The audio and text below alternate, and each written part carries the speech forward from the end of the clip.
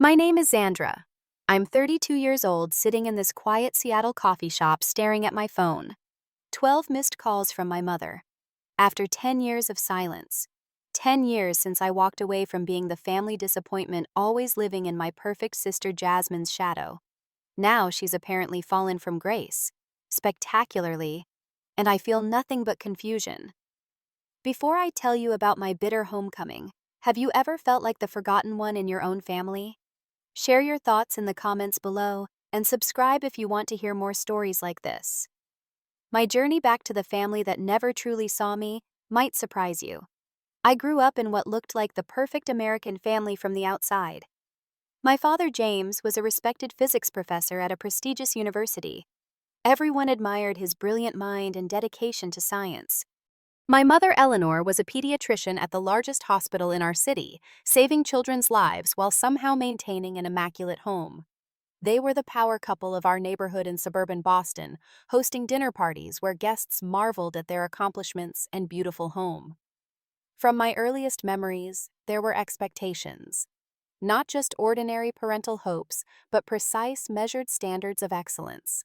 Straight A's were the minimum acceptable academic performance.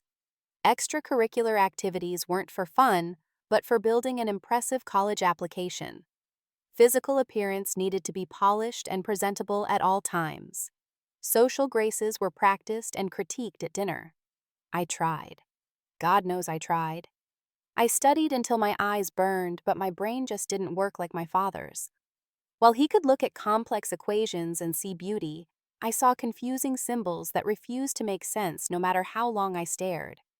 B-plus grades were met with concerned talks about applying yourself and living up to your potential. My mother would schedule additional tutoring sessions, and my father would cancel weekend plans so we could review materials I was struggling with. But it wasn't just academics. I was awkward in social situations, feeling a knot in my stomach whenever we had company. Words would tangle in my throat and I'd retreat into silence while my parents exchanged those looks. Those disappointed, worried looks that said more than their words ever could. Then Jasmine was born when I was 4. I remember being excited to have a little sister, someone to play with, someone who might understand me in a way my parents couldn't. I didn't realize she would become the measuring stick against which all my failures would be quantified. Jasmine was beautiful from day one, with our mother's delicate features and our father's intelligent eyes. As she grew, it became clear that she had inherited the best of both our parents. By age 3, she was speaking in complete, complex sentences. By 5, she was reading books meant for children twice her age. Her social skills were impeccable, charming adults with her precocious observations and sweet smile. I was 11 when I first heard my mother use the word gifted to describe Jasmine to her friends. I didn't fully understand what it meant then, but I understood the pride in her voice, a tone I'd never heard when she spoke about me. One memory stands out with particular clarity. I was 12, and after 3 years of piano lessons, I was performing in my first recital. I had practiced for weeks, but as I sat on the bench facing the audience, my hands began to shake. The piece I'd rehearsed countless times suddenly became foreign, my fingers hitting wrong notes, stumbling through the melody. I could feel my parents' disappointment from the third row, their stiff posture and forced smiles when I finally finished and took an awkward bow. Just 4 months later, 8-year-old Jasmine had her first recital. She walked confidently to the piano, adjusted the bench with practiced precision, and played Beethoven's Für Elise flawlessly, her small hands dancing across the keys with emotion and technical skill that made the music teacher tear up. The audience gave her a standing ovation. My parents beamed with pride, my father recording every moment, while my mother wiped away a tear. "That's our little prodigy," I overheard my father tell another parent. That night, my piano books disappeared from the living room. When I asked about my next lesson, my mother gently suggested I might want to find something more suited to my abilities. Jasmine needed the practice time on our piano anyway, they explained. She had real talent. My elementary school graduation should have been a special day. I had worked hard to deliver a short speech as class representative, overcoming my social anxiety to stand at the podium. But my parents were distracted throughout the ceremony, whispering excitedly about the news they'd received that morning. Jasmine had won first place in the statewide science competition for her grade level, despite being the youngest entrant. After the ceremony in the chaotic auditorium full of proud families taking photos, my parents gathered with Jasmine, who had come along for my graduation. They posed for pictures praising her achievement. It wasn't until we were halfway home that my mother suddenly gasped, "Oh, we forgot to take pictures with Xandra in her cap and gown." My father glanced at me in the rearview mirror. "We can take some at home," he said dismissively. But by the time we arrived, they were busy calling relatives about Jasmine's award, and those graduation photos were never taken. That night, I looked at myself in the mirror for a long time, wondering what was missing in me. What magical ingredient Jasmine had that made her shine so brightly while I seemed to fade into the background of my own life. By 16, I had settled into my role as the family disappointment. I stopped fighting for attention I knew would never come, and instead focused on finding something, anything that could be just mine. I found it through the viewfinder of an old Nikon camera I bought at a garage sale with money saved from babysitting. Photography clicked with me in a way nothing else had before. I loved how the camera lens allowed me to frame the world exactly as I saw it, capturing moments and perspectives unique to my vision. For the first time, I felt I had a voice, even if it was expressed through images rather than words. My bedroom walls slowly filled with black and white prints I developed in the school darkroom. Urban landscapes, candid portraits of strangers in the park, abstract close-ups of everyday objects transformed through unusual angles and lighting. My photography teacher, Ms. Rodriguez, said I had a remarkable eye and encouraged me to submit my work to student exhibitions. When I tentatively mentioned my new passion at dinner one evening, showing a portfolio of my best work, my father flipped through it quickly, his expression unchanged. "This is a nice hobby, Xandra," he said, passing the portfolio to my mother. "But you need to focus on your college applications. Art won't get you into a good school or support you later in life." My mother added more gently, but no less dismissively, "These are lovely, dear. But remember what we talked about regarding practical career paths." Before I could respond, the conversation shifted abruptly as Jasmine, now 12, bounded into the dining room waving a letter. I got accepted to the Young Scientist Summer Program at MIT, she announced breathlessly. The dining room erupted in excitement. My father jumped up to hug her. My mother clapped her hands together in delight. My portfolio sat forgotten at the edge of the table, eventually sliding off onto the floor. No one noticed when I picked it up and quietly left the room. That same week, Jasmine was featured in our local newspaper. She had developed a simple water filtration system for her science fair project that caught the attention of a professor who worked in environmental engineering. The article praised her extraordinary potential and remarkable intellect, with quotes from my beaming parents about how they always knew she was special. The article hung framed in our hallway alongside certificates of Jasmine's numerous academic achievements. My school photography award certificate remained in my desk drawer. The pattern continued throughout high school. Jasmine skipped a grade and entered high school at 13, immediately joining advanced placement classes and the prestigious Science Olympiad team. She was invited to participate in special research programs, met with university recruiters, and became something of a local celebrity for her accomplishments. Meanwhile, I struggled with increasing depression and anxiety. My grades slipped from B's to C's, leading to tense parent-teacher conferences, where my father questioned why I couldn't apply myself like my sister. When my photography teacher suggested I consider art schools, my parents dismissed the idea as impractical. The school counselor, Mr. Patterson, noticed my withdrawing and scheduled regular meetings. He was the first adult who seemed interested in me as a person, rather than a problem to fix. When he suggested I might be experiencing depression and could benefit from therapy, I worked up the courage to mention it to my parents. "Depression?" my father scoffed. "You have nothing to be depressed about. You have a roof over your head, food on the table, and opportunities most kids would dream of." My mother was slightly more sympathetic but equally dismissive. "I think you're just being dramatic, honey. Everyone feels sad sometimes, especially teenagers. You'll grow out of it." The only bright spot during those years was my friendship with Taylor, a quiet, thoughtful girl from my photography class. She was the only person who saw my work for what it was, understanding the emotions I poured into each image. We spent hours in the darkroom together talking about art and life, while chemical baths transformed our exposed paper into visible stories. "Your parents don't get it because they can't see the world the way you do," Taylor told me one afternoon as we hung prints to dry. "But that doesn't make your vision any less valuable. Someday they'll realize what they've been missing." I wanted to believe her, but evidence suggested otherwise. The contrast between how my parents treated Jasmine and me was never more apparent than during significant milestones. When Jasmine was accepted into the elite student talent program at 14, my parents threw an elaborate party, inviting colleagues, neighbors, and family friends to celebrate her achievement. 2 weeks later, on my 18th birthday, my parents forgot entirely. They had taken Jasmine to a special dinner with the Dean of Sciences from a prestigious university who was interested in her research project. When they returned home late that night, I was sitting alone in the dark kitchen with a single cupcake I'd bought myself. "Oh," my mother's hand flew to her mouth when she saw the date on the kitchen calendar. "Zandra, I'm so sorry. With all the excitement of Jasmine's meeting." I didn't even let her finish.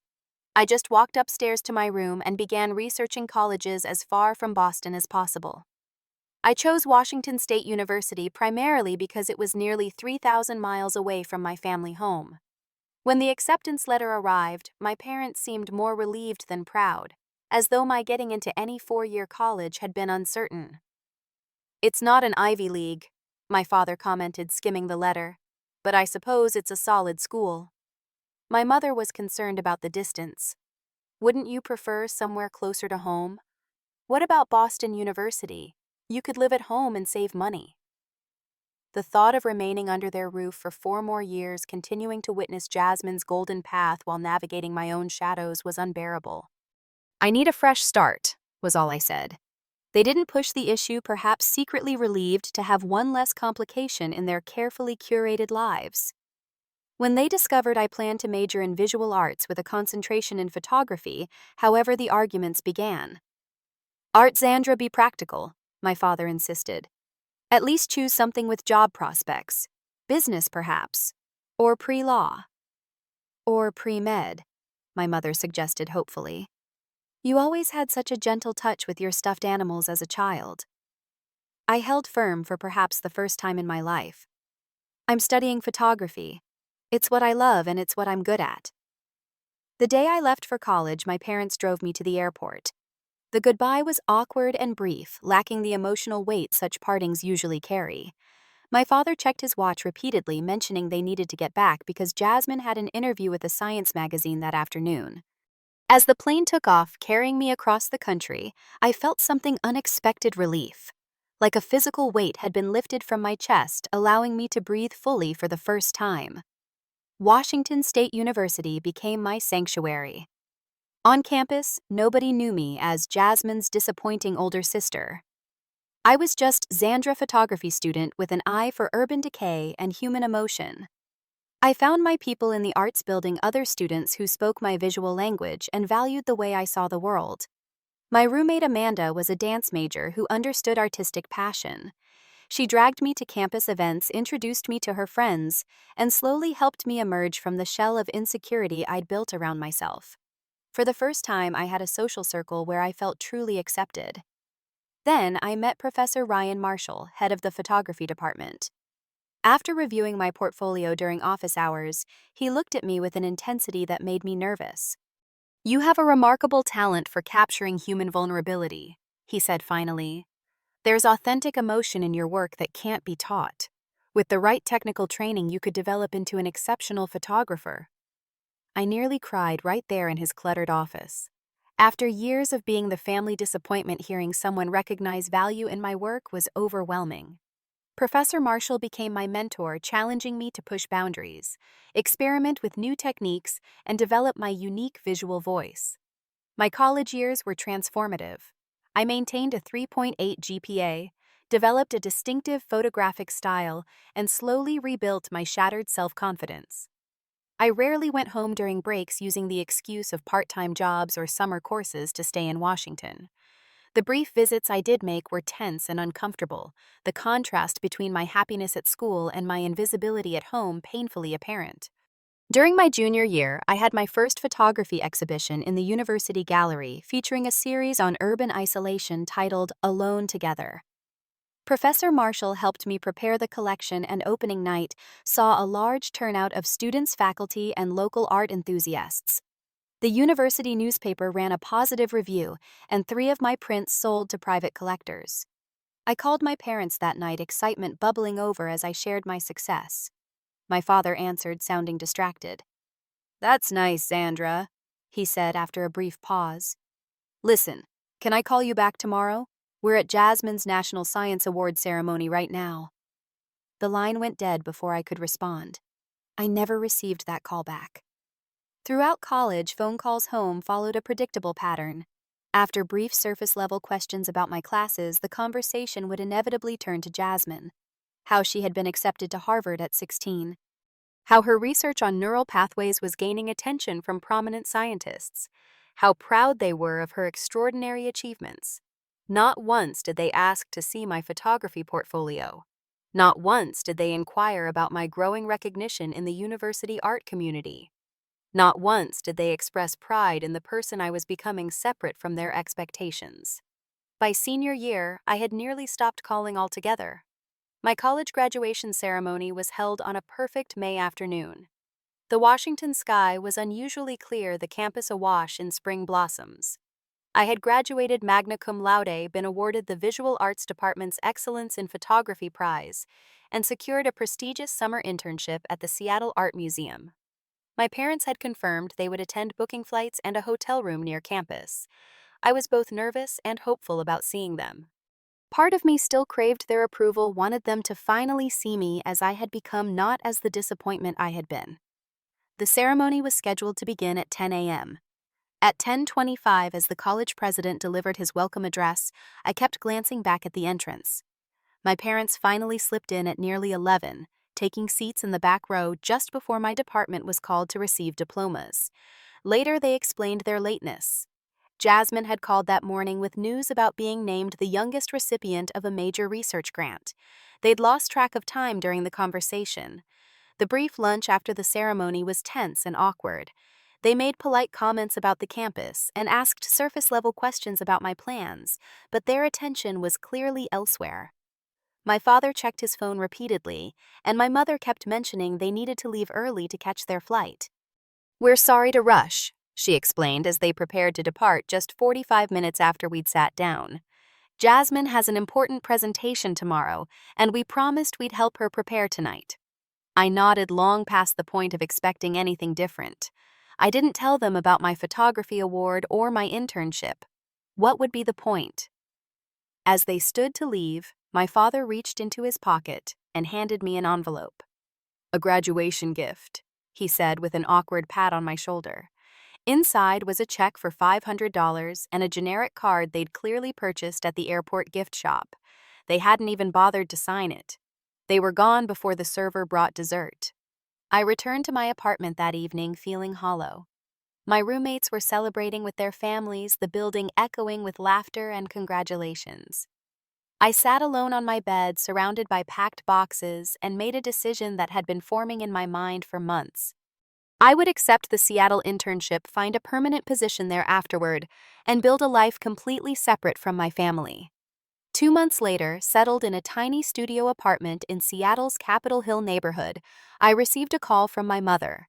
I almost didn't answer, assuming it was her monthly check-in call that always centered around Jasmine's latest accomplishments. But something made me pick up. "Zandra, darling," she began with unusual warmth. "Your father and I have been thinking. We'd love for you to come home for dinner next weekend. We have some family financial matters to discuss, and it would be nice to catch up." Surprised by the invitation, I agreed. Perhaps my absence had made them reconsider our relationship. Perhaps they were finally ready to see me as an adult with my own path. I flew back to Boston with a portfolio of my recent work and cautious hope for reconciliation. The family home looked exactly as it always had. Immaculate lawn, gleaming windows, Jasmine's achievements prominently displayed in the front hallway. My mother hugged me briefly at the door. My father offered an awkward handshake. Jasmine wasn't there, having traveled to London for a medical conference despite being only a sophomore in college. Dinner was pleasant enough on the surface. They asked about Seattle and my internship, though they clearly didn't understand the significance of working at a major art museum. When I tried to show them my portfolio, my mother smiled tightly and said, "Perhaps after dinner, dear. The food will get cold." After dessert, my father cleared his throat. "Zandra, we wanted to discuss something important with you." I straightened, thinking perhaps they were finally going to acknowledge my independence, maybe even express pride in what I'd accomplished. "It's about your college fund," he continued. "As you know, your grandparents set aside money for both you and Jasmine's education." I nodded. My maternal grandparents had established trust funds for both of us before they passed away, specifically earmarked for our college educations. "Since you chose a state school with lower tuition and received that small scholarship, there was a significant amount left in your fund," my father explained. "Meanwhile, Harvard's costs are substantial, and Jasmine's research requires additional funding." My mother jumped in, her voice artificially bright. "So, we've made an executive decision as trustees of the accounts. We've reallocated the remainder of your college fund to support Jasmine's education and research. It's really quite remarkable what she's doing with neural regeneration. Her professor believes it could lead to breakthroughs in spinal cord injury treatment." The words hit me like physical blows. The money my grandparents had specifically designated for my education, the fund that could have helped me start my career without the burden of debt, had been given to Jasmine, without consulting me, without even informing me until after the fact. "You took my money," I said slowly, trying to process what I was hearing. "Money that Grandma and Grandpa left specifically for me." My father frowned. "It's not about ownership, Zandra. It's about maximizing the impact of family resources. Jasmine's work could literally save lives someday. We have to prioritize." "And my work?" I asked, my voice rising. "My future doesn't deserve investment." My mother looked pained. "Darling, be reasonable. Photography is a lovely hobby, but it's not like medical research." 10 years of suppressed emotions erupted at once. "A hobby? Is that what you think this is? I graduated with honors. I've sold prints to collectors.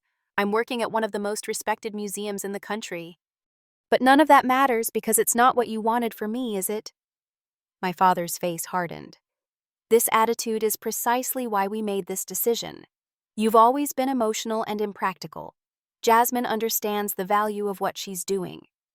"No," I shot back, pushing away from the table. "Jasmine understands how to be what you want. She understands how to live up to your impossible expectations. She's your real daughter.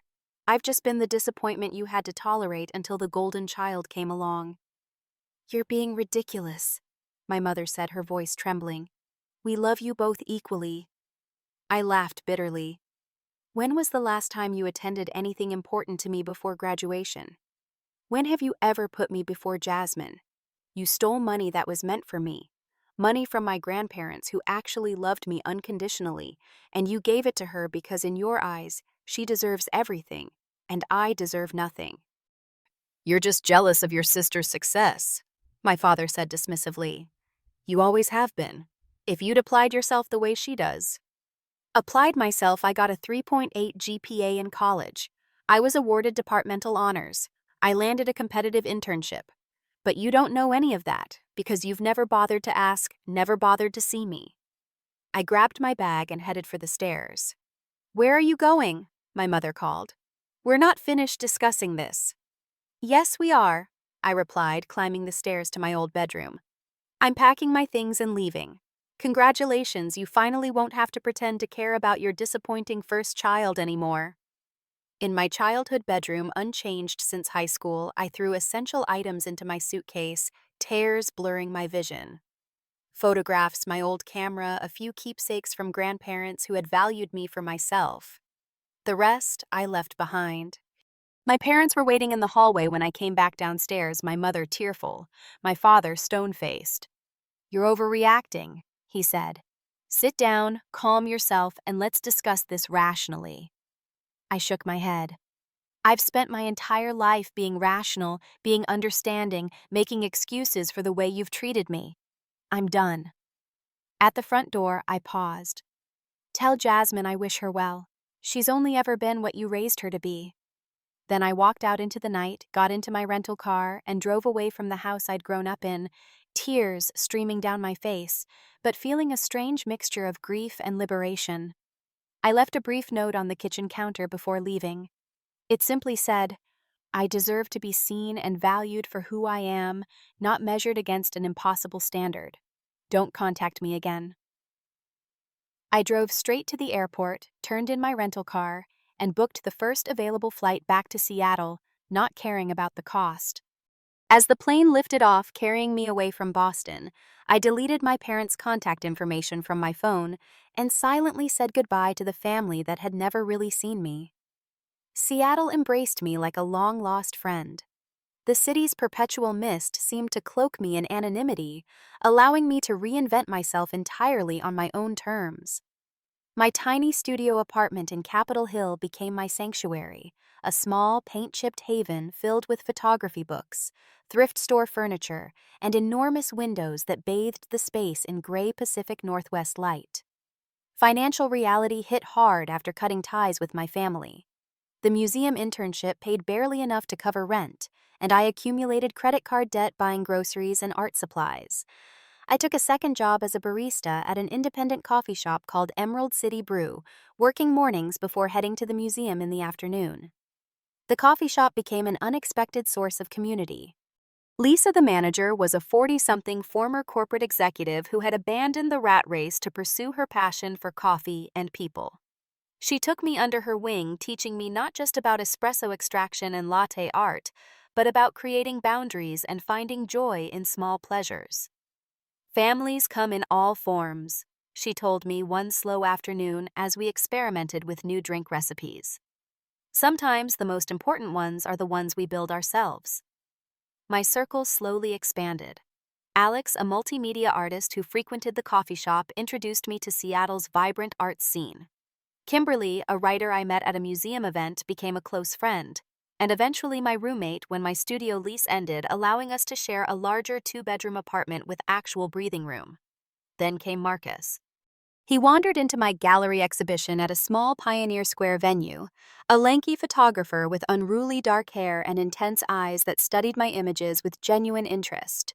He asked thoughtful questions about my compositional choices and use of natural light. We ended up talking until the gallery closed, then continued over Thai food at a nearby restaurant. Marcus was everything my family wasn't. He truly saw me, appreciating not just my work, but the person behind it. He listened when I spoke, asked questions that showed he valued my thoughts, and shared his own passions without domination. As a freelance photographer specializing in nature and environmental photojournalism, he understood the artistic drive that defined me. Our relationship developed slowly, built on mutual respect and shared creative vision.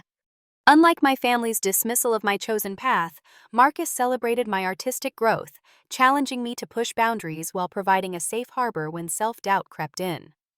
Professionally, I completed my museum internship and secured a position as a photography instructor at a community arts center, supplemented by freelance portrait sessions and wedding photography. It wasn't glamorous work, but it paid the bills and allowed me creative freedom for my personal projects. 3 years after leaving Boston, I took the biggest professional risk of my life, using my savings to lease a small storefront in Seattle's Fremont neighborhood. With Marcus's help renovating the space, I opened Perspective Studio, offering portrait services on one side and a small gallery showcasing local photographers on the other.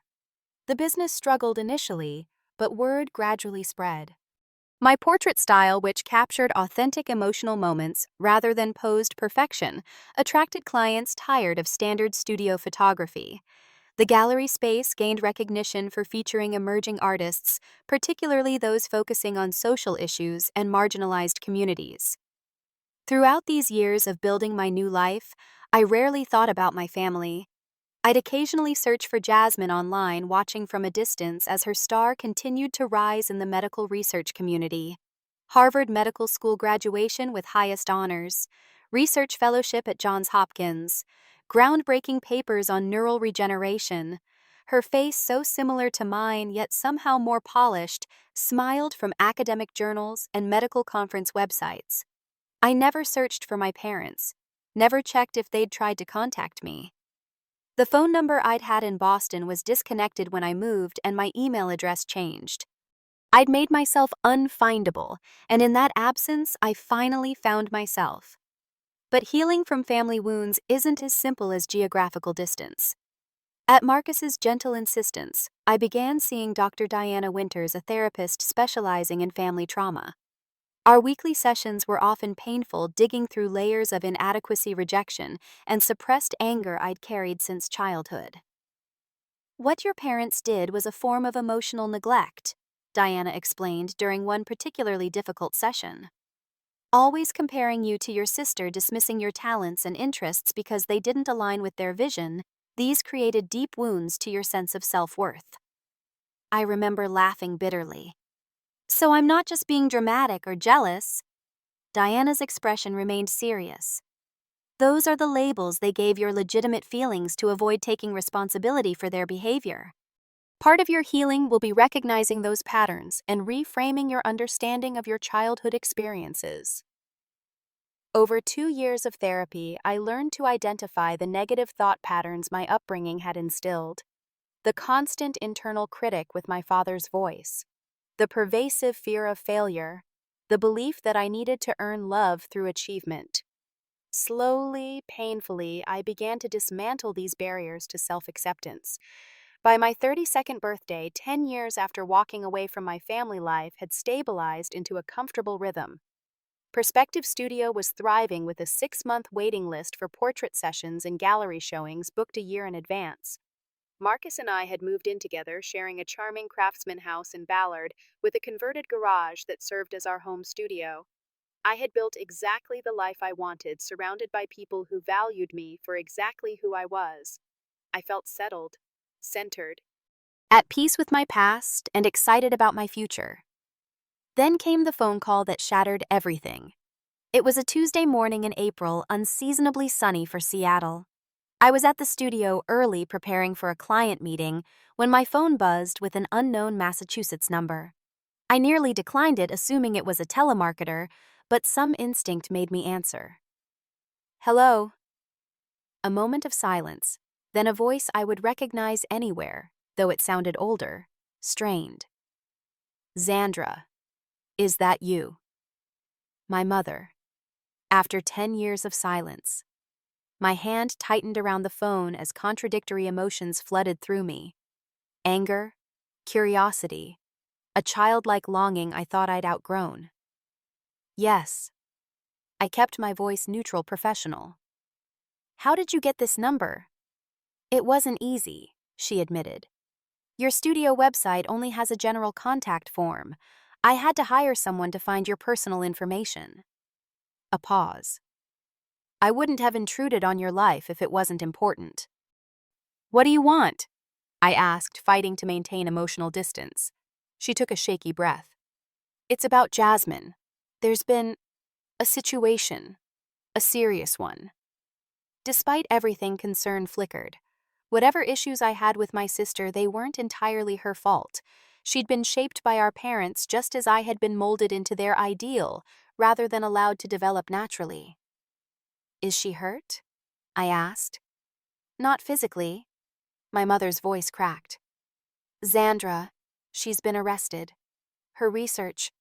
There were irregularities, falsified data. She's being charged with fraud for obtaining research grants under false pretenses. The words didn't make sense at first. Perfect Jasmine, the golden child, the medical prodigy charged with academic fraud. It seemed impossible. I don't understand, I said slowly. Jasmine wouldn't fake research results. My mother's laugh was hollow, broken. That's what we thought too. But the evidence, it's overwhelming. She's been manipulating data for years, fabricating results to maintain funding and recognition. The university conducted an investigation after concerns were raised by her research assistants. I sank into my desk chair, struggling to process this information. Why are you telling me this? What does it have to do with me? Everything's falling apart, she said, her voice small and frightened in a way I'd never heard before. Your father lost his position at the university. The scandal. They said they couldn't maintain association with someone whose daughter committed such a significant breach of academic ethics, even though he had nothing to do with her research. And you? The medical board is investigating whether I used my connections to help advance her career, whether I knew about the falsified results. I didn't, Sandra. I swear I didn't. But my reputation, my practice, it's all in jeopardy. I closed my eyes, trying to sort through the complicated emotions this news triggered. Shock at Jasmine's actions, concern for my sister despite our estrangement, and beneath it all a shameful flicker of satisfaction that the perfect family facade had finally crumbled. I'm sorry to hear that, I said, finally unsure what else to offer. But again, what does this have to do with me? We haven't spoken in 10 years. You made it clear I wasn't a priority in your lives. We need you, my mother said, her voice breaking. Jasmine needs you. She's not talking to anyone, barely eating. She keeps asking for you, saying you're the only one who would understand. I laughed incredulously. Understand what? Being a disappointment, living in someone else's shadow, having your achievements dismissed and your identity erased. Because if that's what she wants to talk about, then yes, I'm something of an expert. Please, my mother begged. I know we hurt you. I know we failed you as parents, but your sister is in trouble, real trouble. She could go to prison. Please come home just for a few days. Home. The word struck me as absurd. That house in Boston had never truly been home, just the place where I'd learned I wasn't enough. I need to think about this, I said. I can't just drop everything and fly across the country because suddenly you've decided you need me. Of course, she said quickly. Take whatever time you need. But Sandra, we do need you. And I think maybe you need this too. Closure, if nothing else. After she hung up, I sat motionless in my studio, staring at nothing. Then I called the one person who would understand the complexity of what I was feeling. Marcus, I need to talk. Something's happened. Over dinner that night, I explained the situation to Marcus, my emotions oscillating between vindication worry and residual anger. Part of me wants to book the next flight to Boston, I admitted. And part of me wants to change my phone number and pretend this call never happened. Marcus considered carefully before responding. What would serve your healing better? Going back on your terms with the strength and identity you've built here, or continuing to keep that door closed forever? The question followed me through a restless night and into my weekly therapy session with Diana the next morning. Families have a powerful hold on us, she said after I explained the situation. Even when they've hurt us deeply, this could be an opportunity to engage with them as the person you are now, not the person they tried to make you be. But what if nothing's changed? I asked. What if they still see me as the disappointment, just useful in a crisis? Then you'll know, Diana said simply. And you can leave again, this time with the confidence that you've given them a chance they might not deserve. The question is, will you regret not going when you had the opportunity for this conversation? 3 days and countless internal debates later, I booked a flight to Boston. I called my mother with the details, setting clear boundaries. I would stay in a hotel, not their house. I would be there for 3 days, no more. I was coming to support Jasmine, not to reconcile without acknowledgement of the past. As the plane descended toward Boston, Logan International, I gazed out the window at the familiar skyline and felt a strange mixture of dread and determination. Whatever awaited me in my childhood home, I would face it as Xandra, the successful photographer, the woman who had built a life on her own terms. Not as the forgotten daughter desperate for approval. I was returning to the place of my deepest wounds, but this time I was bringing my own light. The rental car's navigation system guided me through familiar streets that now felt foreign, like revisiting a place from a half-forgotten dream. The New England spring was further along than Seattle's cherry blossoms and dogwoods, painting the neighborhoods in soft pinks and whites. My parents' house came into view, and I slowed, surprised by what I saw. The once meticulously maintained property showed clear signs of neglect. The lawn needed mowing, paint peeled from the window frames, and the flower beds my mother had once tended with religious devotion lay choked with weeds. I sat in the parked car for several minutes, gathering courage. Then I took a deep breath, grabbed my bag, and walked up the cracked concrete path to the front door. Before I could knock, it swung open. My father stood there, and the change in him was shocking. The commanding, confident professor had been replaced by a gray, diminished man. Deep lines etched his face, his shoulders stooped, his hair almost completely white. He looked a decade older than his 62 years. "Xandra," he said, his voice rough with emotion. "You came." I said I would. I kept my tone neutral, unsure how to navigate this new, unfamiliar territory. He stepped aside to let me enter, not attempting a hug or even a handshake. The house interior was as neglected as the exterior, dust gathering on surfaces, mail piled on the entry table, a general sense of disorder that would have been unthinkable in the home of my childhood. My mother appeared from the kitchen, and I had to suppress a gasp. The elegant, perfectly groomed physician had vanished, replaced by a thin, anxious woman with trembling hands and dark circles beneath her eyes. She moved as if to embrace me, then stopped herself, respecting the invisible barrier I'd established. "Thank you for coming," she said softly. "We didn't deserve it." The simple acknowledgement, so different from the defensive posture I'd expected, momentarily disarmed me. Before I could respond, movement on the stairs drew my attention. Jasmine, my brilliant, beautiful, perfect sister. Except she wasn't perfect anymore. The young woman descending the stairs was a ghost of the golden child I remembered. Painfully thin, her designer clothes replaced by shapeless sweatpants and a faded t-shirt, hair lank and unwashed eyes hollow with dark smudges beneath them. She looked like someone who had lost not just her freedom and reputation, but her entire identity. Her gaze found mine, and for a moment we simply stared at each other across 10 years of absence and a lifetime of unspoken resentments. Then her face crumpled. "Xandra," she whispered, her voice breaking. "You actually came." Despite everything between us, my heart twisted at her obvious suffering. This broken young woman bore little resemblance to the confident prodigy who had unknowingly cast such a long shadow over my life. "Let's sit down," I suggested, uncomfortable with the charged emotional atmosphere of the hallway. "We have a lot to talk about." The living room, once showcasing my mother's perfect taste in expensive, uncomfortable furniture, now looked tired and worn. We settled awkwardly, my parents on the sofa, Jasmine curled into an armchair, me perched on the edge of another chair, poised for flight if necessary. "Tell me what happened," I said, addressing Jasmine directly. "The real story, not the version that made the news."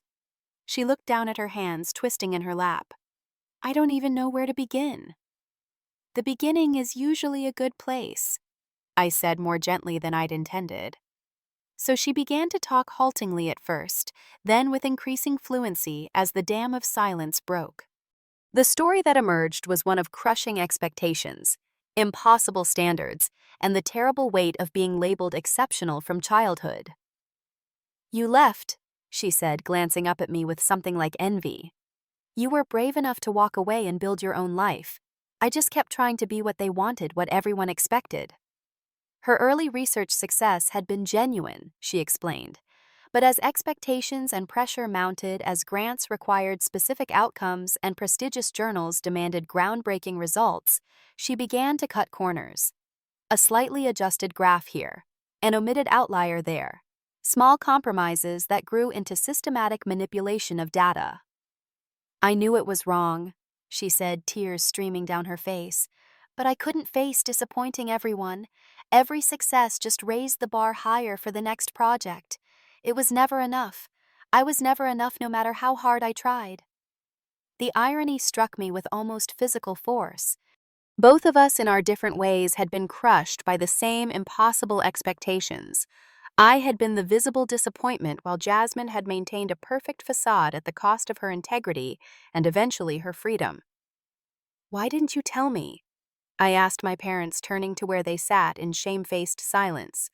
All those phone calls over the years before I left, all those conversations about Jasmine's brilliance and success. Did you have any idea what you were doing to her? What you did to both of us? My father looked away, but my mother met my gaze directly for the first time.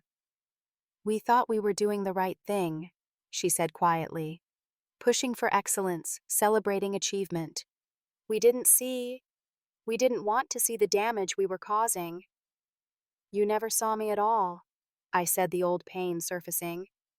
You decided early on that I wasn't exceptional, that I wasn't worth the investment of your attention or approval. Do you have any idea what that does to a child? We were wrong, my father said suddenly, his voice thick.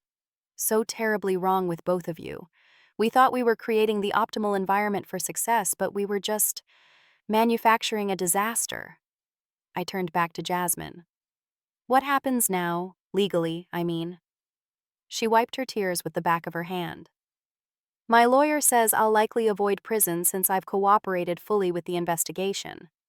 But my career in research is over. My degree has been revoked. Everything I've worked for, everything I thought defined me, is gone. And what will you do? I asked. She laughed, a hollow sound entirely devoid of humor. I have no idea. For the first time in my life, there's no plan, no path laid out for me. It's terrifying, and also strangely freeing. The conversation continued into the evening, painful truths emerging from all sides. My parents spoke of their own upbringings, the pressure they'd faced from their families, the ways they'd internalized toxic standards of success and unconsciously imposed them on their daughters. We thought we were giving you advantages we never had, my mother explained.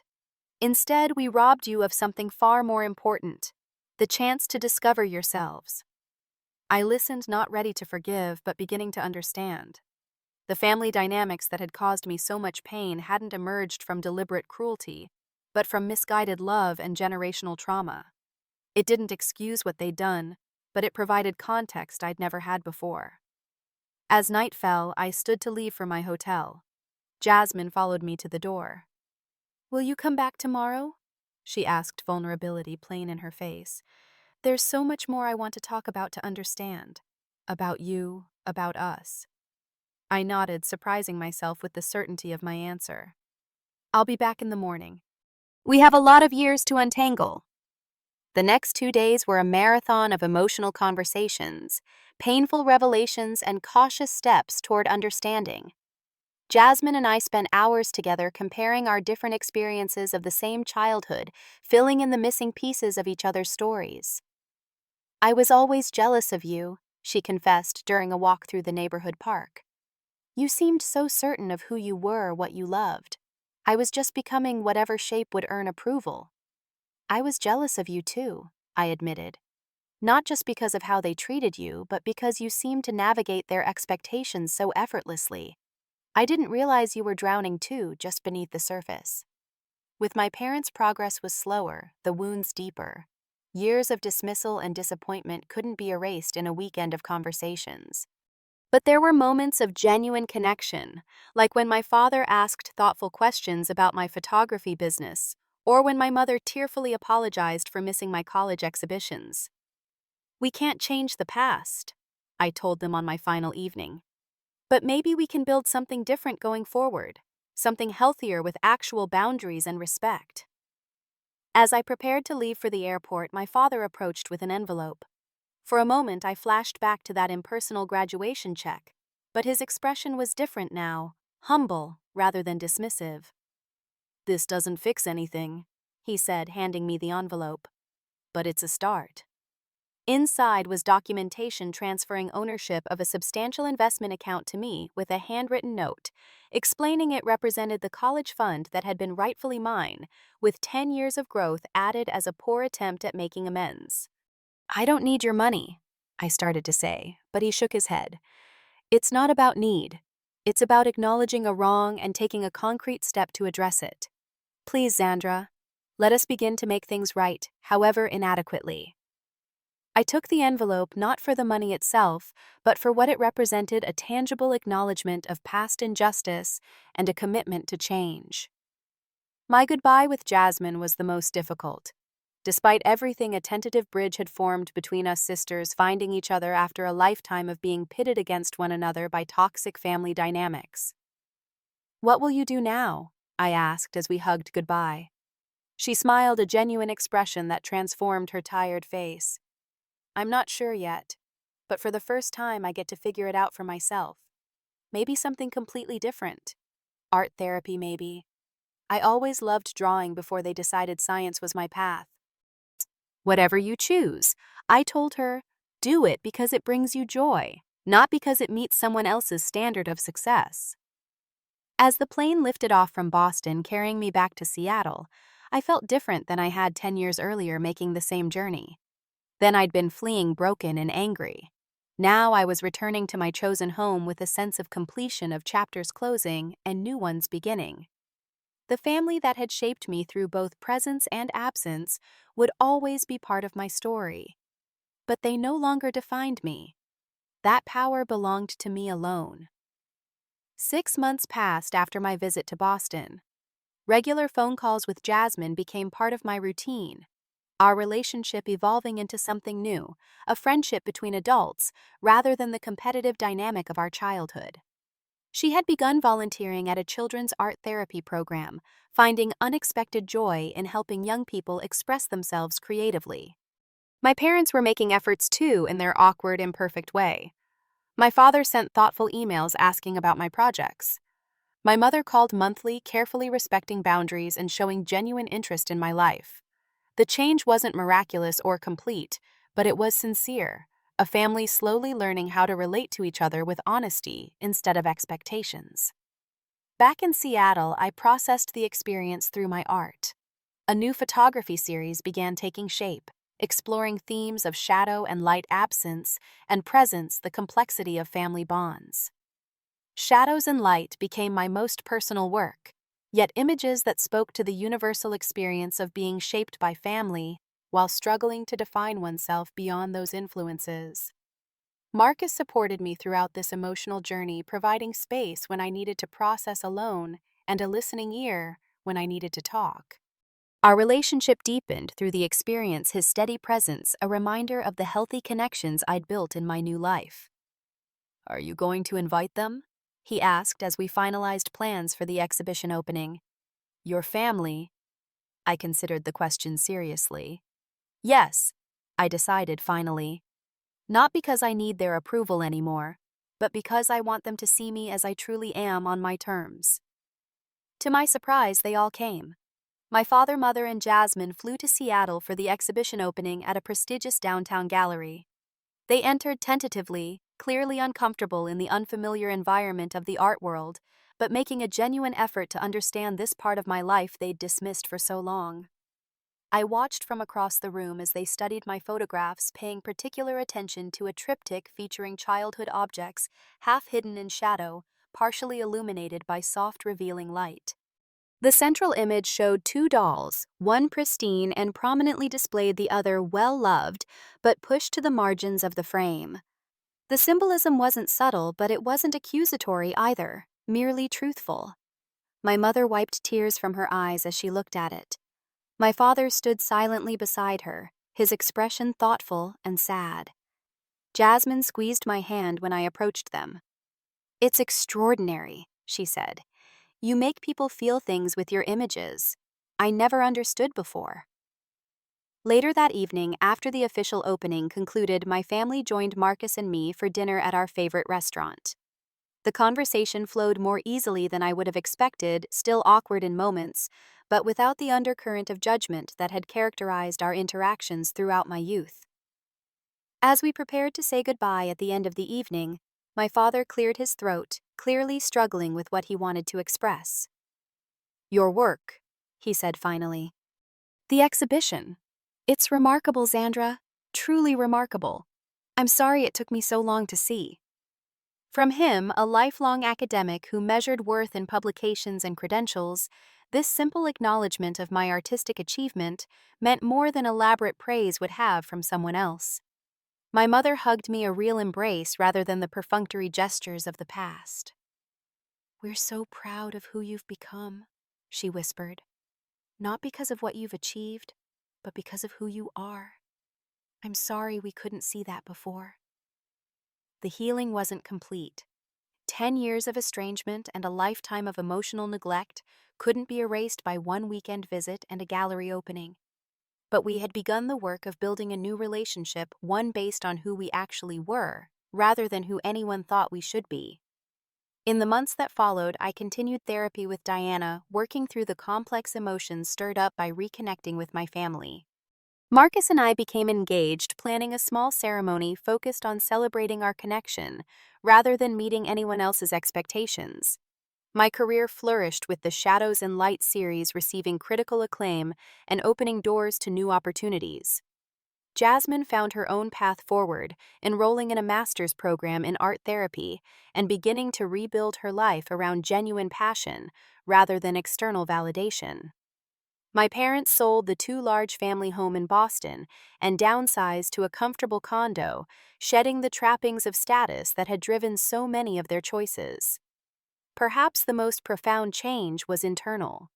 The constant voice of inadequacy that had accompanied me since childhood grew quieter, eventually becoming a whisper I could recognize and dismiss. I no longer measured my worth against impossible standards or sought validation from those unable to give it.